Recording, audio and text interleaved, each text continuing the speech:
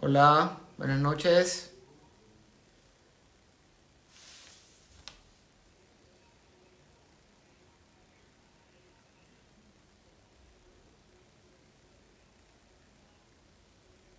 ¿Me escuchan?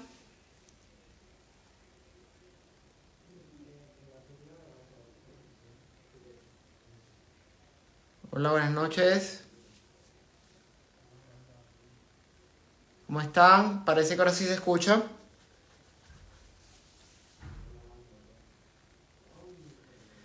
¿Cómo están todos de nuevo? Gracias. Bueno, les resumo lo que venía comentando. Disculpen el problema técnico.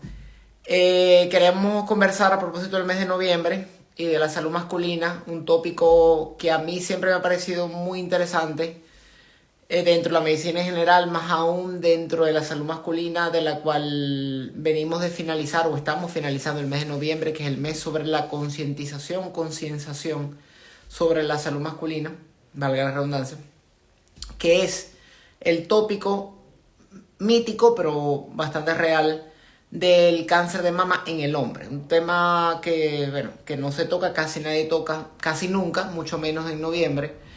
Y para hablar de ello, le pedí la colaboración a una gran persona, un excelente profesional, uno de esos amigos que le deja a uno la vida y de esos talentos, talentísimos que están regados por el mundo, originarios de Venezuela, médico general, cirujano oncólogo y además mastólogo y cirujano de partes blandas. Las tres primeras formaciones de nuestra querida patria de Venezuela, de la Universidad Central de Venezuela, y la última de Colombia, el doctor Efraín Bolívar, de quien cuento afortunadamente con su amistad y nos va a colaborar el día de hoy hablándonos sobre este tema. Déjeme que lo invite para que entonces conversemos sobre ello.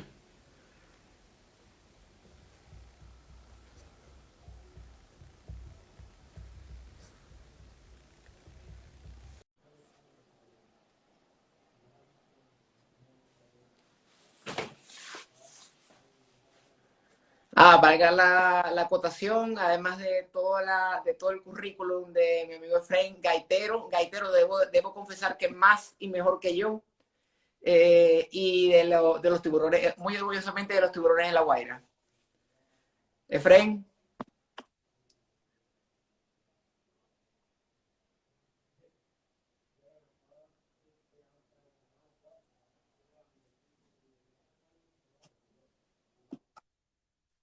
ahora sí te escucho.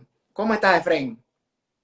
Pues yo creo que esto no sirve, la Sí, yo verdad no sé tampoco. por qué está pasando con los manos libres hoy, no sé qué pasa, no sé qué pasa. Bueno, un placer, Carlos. ¿Cómo estás? ¿Cómo anda Un todo? abrazo, Bien. gracias, muchísimas gracias. Que yo sé que estos Bueno, domingos son de contados y preciados para nosotros. preciado, sí, preciado, pero no importa. Gracias por la invitación. Sí, bueno, yo te había comentado desde hace tiempo, sobre todo ahora que el mes de noviembre uno trata los urólogos tratamos de hacer un poquito de diseminación de información sobre la salud masculina, ¿no? Y nunca habíamos hablado, y a mí, bueno, en persona sí lo habíamos hecho, pero nunca habíamos hablado de hablar públicamente sobre el cáncer de mama en el hombre. Que obviamente, ¿quién mejor que tú para hablarnos de esto, no? Sobre de pronto algo que la gente hasta el sol de hoy, hasta el momento que escucharon el tema de la conversación, no sabrán que existe la posibilidad de, que creen que es un mito o una realidad. Entonces, ¿qué nos cuéntanos, Efraín? ¿Qué nos puede decir sobre esa percepción mítica o no del cáncer de mama en el hombre? Bueno, el cáncer de mama en el hombre no es un mito, es una realidad. Afortunadamente es una realidad muy infrecuente. Eso es lo que sucede. La mayoría de los hombres no estamos a riesgo de tener cáncer de mama. De hecho, una estadística muy que escuchamos mucho en octubre, que es el mes de la concientización de cáncer de mama, escuchamos que de cada 8 mujeres, una puede tener cáncer de mama. En el caso del hombre, esa estadística es bastante diferente. De cada 1.000 hombres, uno podría desarrollar cáncer de mama. Entonces es algo bastante infrecuente y cuando vemos todos los cánceres de mama, todos, de cada 100, uno es un hombre, o sea, como el 1% o menos. Entonces definitivamente no es un mito. Nosotros podemos tener cáncer porque nosotros tenemos tejido mamario. Detrás de la tetilla hay una cantidad pequeña pero existente de tejido mamario y en ese tejido es donde eventualmente se puede desarrollar un cáncer de mama. Pero digamos que para desarrollar ese cáncer hay unos factores de riesgo que pueden hacer que una persona sea un poco más susceptible a desarrollarlo que la población general. Entonces no es un mito, es una realidad, pero una realidad infrecuente.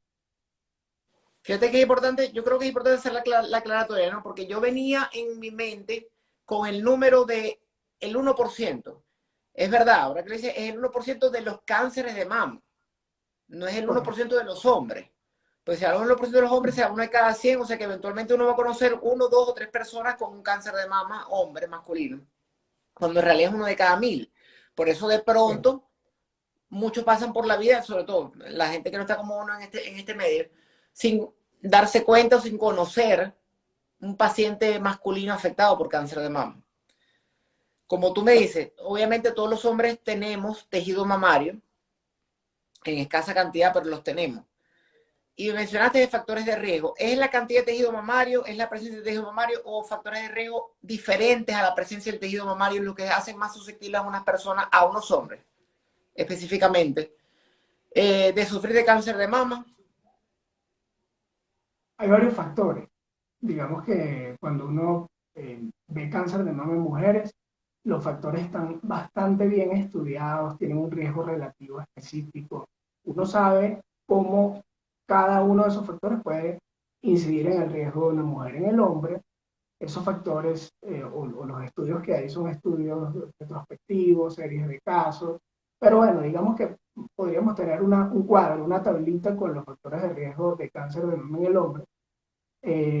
A medida que uno va envejeciendo, eso aumenta la probabilidad de que uno tenga cáncer, independientemente de la cantidad de tejido mamario. Es decir, estos cánceres generalmente se dan en mayores de 60 años. La media, cuando tú ves las series de casos, la media es como de 67 años aproximadamente.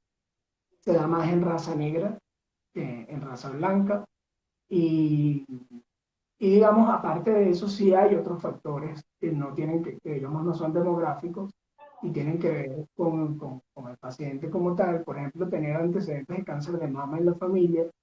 Si, si, si tú tienes un antecedente de cáncer de mama en primer grado, así sea una mujer, doblas o se duplica el riesgo de tener cáncer de mama. Las mutaciones son muy poco frecuentes, pero tener una mutación en algunos genes específicos que tú conoces, que también pueden aumentar el riesgo de cáncer de próstata, como son BRCA1 y para próstata un poco más BRCA2, aumenta también el riesgo. Pero fíjate qué interesante esto.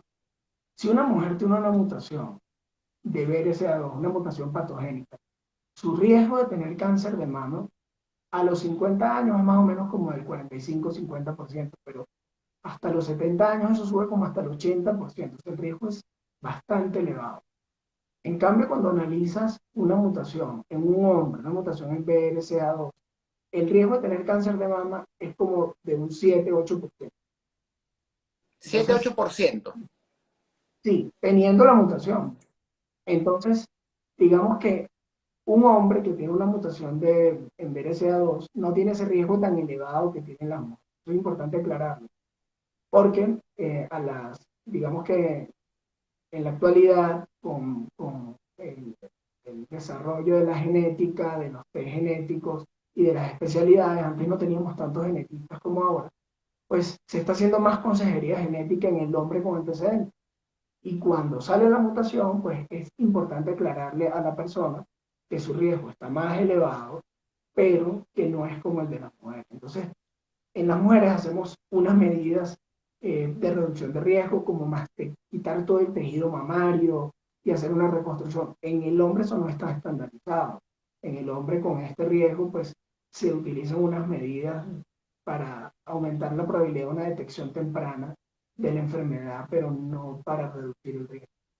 Bueno, eso como factor genético. Y los otros factores Hay unos factores también, digamos, raros, como, y yendo a la genética, como el síndrome de Klinefelter, que uno lo estudia en pregrado dentro de todos esos síndromes, eh, pero ¿cuántas veces ha visto un síndrome de Klinefelter en la vida, ¿no? O sea, de verdad que es otra cosa muy infrecuente, pero definitivamente cuando uno estudia factores de riesgo siempre está allí nombrado. La ginecomastia, que sí es más frecuente, fíjate que la ginecomastia la vemos nosotros en la consulta con mucha frecuencia, sobre todo la ginecomastia idiopática, esa que le haces todos los exámenes hormonales y todo está bien y el paciente no tiene un hipogonadismo.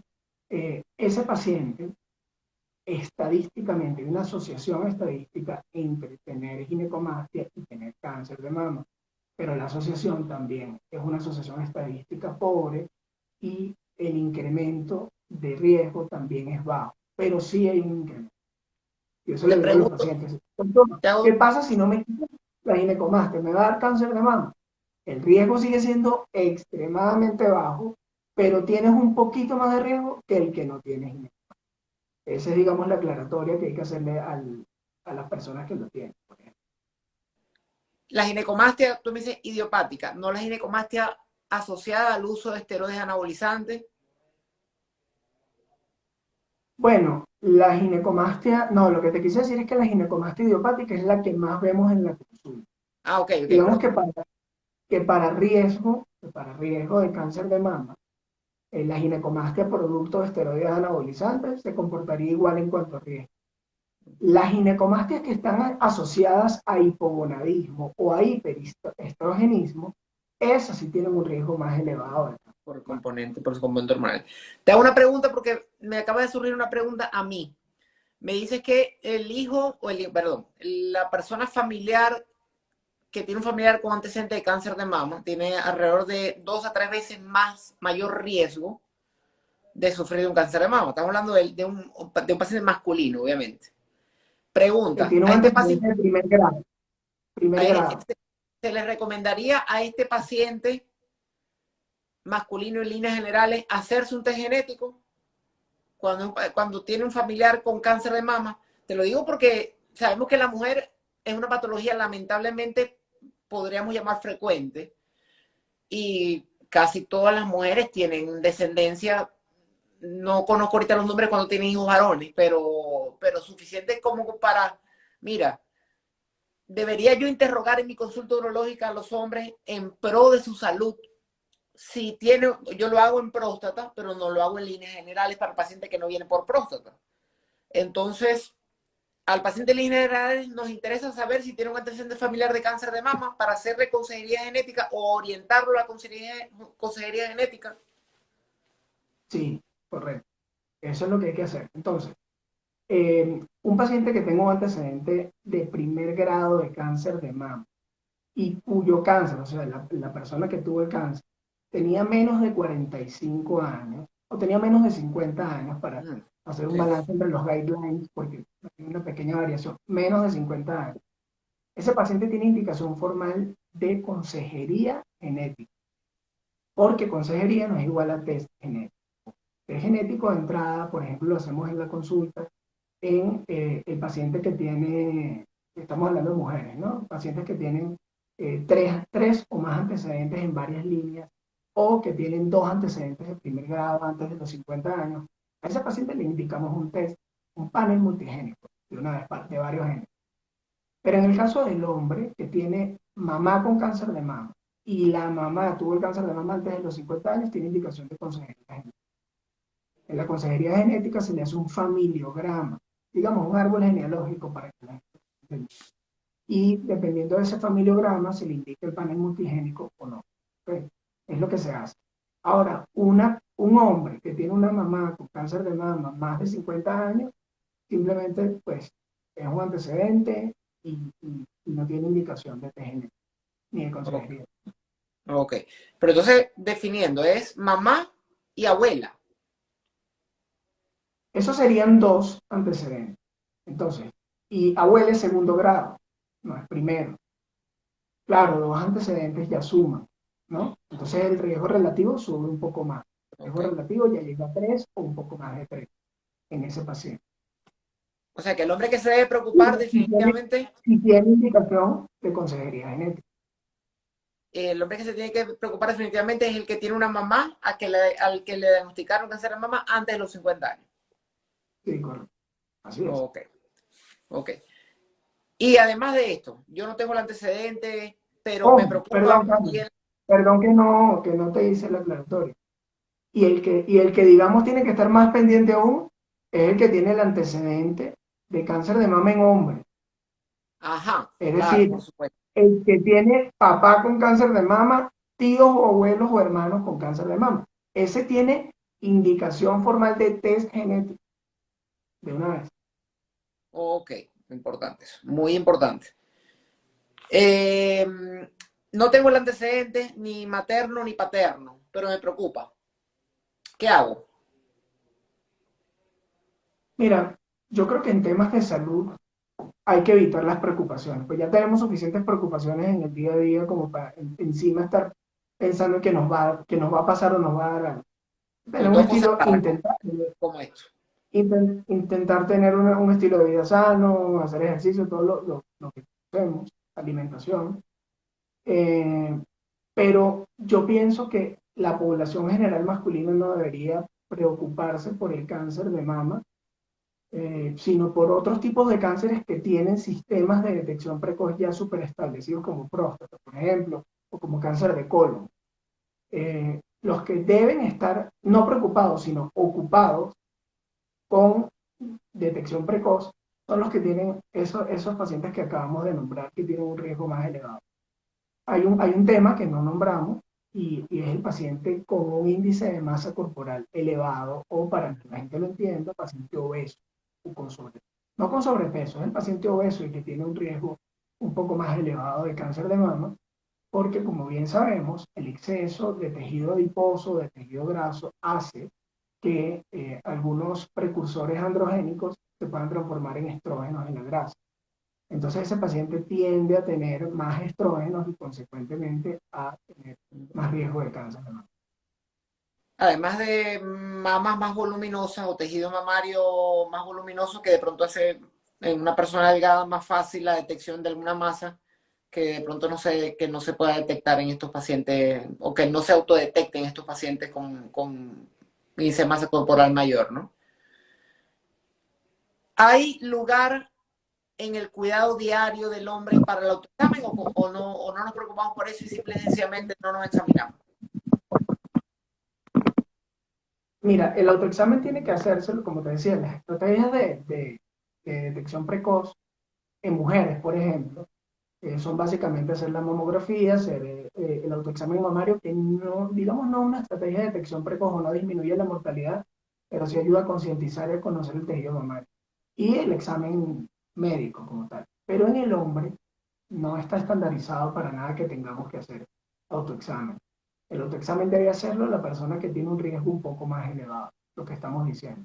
Incluso esos que tienen un riesgo elevado, pero no tan elevado. Es decir, esa persona que no tiene indicación de consejería genética, pero que tiene la mamá que tuvo cáncer de mama y que tuvo cáncer de mama a los 70 años. Pues bueno, ese paciente podría o podría tener indicado hacerse un autoexamen mamario, el cual se hace igual que en las mujeres, por cierto, una vez al mes. Entonces, no tendría pues que indicarse a la población general estemos haciéndonos un autoexamen mensual.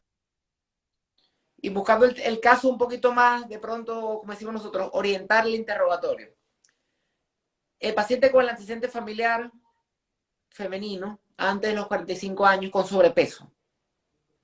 ¿Se le hace mamografía? ¿Se le Tiene, hace algún estudio de imágenes? o sea, ¿Cómo se maneja el paciente? tiene sobrepeso el paciente, el hombre, Sí, este hombre tiene sobrepeso y tiene, antecedente familiar. ok, mira, el Colegio Americano de Radiólogos dice que se inicia el primer estudio a los 25 años con una ecografía mamaria, es lo Ok. que se dice, anual, es una ecografía anual solamente. Digamos que la ecografía tiene un rendimiento mejor en el hombre que en la mujer en el sentido de que pues la cantidad de tejido mamario que hay que explorar es menor. Y bueno, haciendo un poco de énfasis en la región retroareolar, pues se pueden conseguir. digamos, es un solo foco, pues, en el que hay en el que tiene que enfocarse Enfocársela. el radiólogo. Entonces, para ese tipo de pacientes se inicia a esa edad.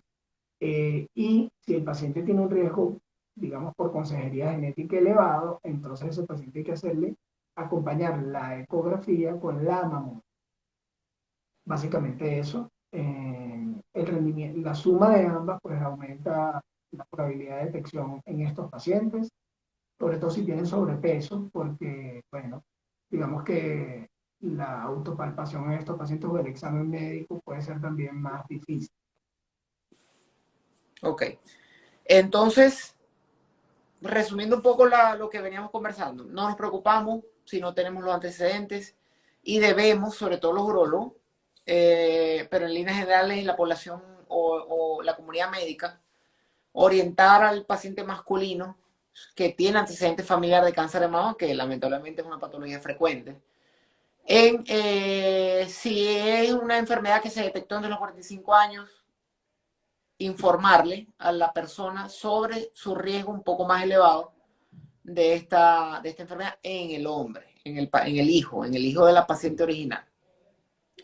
Y tips o recomendaciones, estilo de vida, además de lo que nos me comentaste, de todos los estilos, de todas las recomendaciones de buenos hábitos de vida para evitar enfermedades degenerativas y enfermedades de tipo cancerosa, entre ellas el cáncer de mama. Propias para el cáncer de mama algunas. Para el hombre, para disminuir el riesgo del hombre de tener cáncer de mama, no hay, digamos, más allá de eso, de no tener sobrepeso, de tener un estilo de vida saludable en cuanto a la alimentación. No hay un lineamiento específico para la disminución del riesgo de cáncer. Para la disminución del riesgo de todos los cánceres, lo que conocemos, evitar el consumo o disminuir el consumo de alcohol, por ejemplo, que toma mucho, porque como sabemos el alcohol aumenta el riesgo de muchos tipos de cánceres, dentro de los cuales está el cáncer de mama. Y tener un índice de masa corporal por debajo de 30, pero idealmente por debajo de 25, ¿no? Digamos para la vida. Correcto. Bueno, creo que eso cubría más o menos lo que podíamos conversar sobre cáncer de mama en el hombre. Afortunadamente, como yo lo sospechaba y como, bueno, como siempre hemos sospechado, no es un motivo de preocupación importante, pero sí es un tópico interesante, siempre va a ser interesante desde el punto de vista médico conversarlo. Y mucho más, por lo menos a mí me queda la herramienta de saber que no solamente en próstata, sino que a todos mis pacientes, como parte del interrogatorio y sus antecedentes de importancia, me interesa saber lo de cáncer de mama y la edad del diagnóstico de la mamá, ¿no? Y no solamente a los urologos, sino a todo el que vemos, a todo el que vemos pacientes en líneas generales y pacientes masculinos. Efraín, bueno, No sé si, pues yo creo que nadie hizo preguntas, estoy no, yo revisando aquí. no vi preguntas por ahí. Sin embargo, Eh, siempre comento, quien quiera dejar una pregunta, se le ocurre una pregunta después, la puede dejar en los comentarios y en algún momento se la vamos a responder. sí, alguien te preguntó algo de litiasis renal, que no es el tema que estamos tratando hoy, pero bueno, para que sepas, alguien te lo preguntó. Por ahí lo Ok. respondemos ahora. Por ahí lo respondemos ahora. Bueno, Carlos, de Pero verdad muchas hermano, gracias por la invitación, saludos a la familia, estamos a la orden y igualmente, y esto va a vamos a quedar volver a conversar. grabado. Eh, Como tú me lo Sí, esto dices, va a quedar no es. grabado y, y bueno, nos enteraremos entonces ahorita. Lo que no va a quedar grabado es el resultado del partido de España, que viene a Bueno, continuación. el partido anterior lo puede transmitir en vivo, pero este ya no va a ser el caso. Pero lo veremos ahora. Un abrazo, Efraín. Bueno, Muchas gracias Carlos, por la un participación y placer. saludos por allá. Un abrazo, Irán. Gracias, gracias, un abrazo. Hasta luego.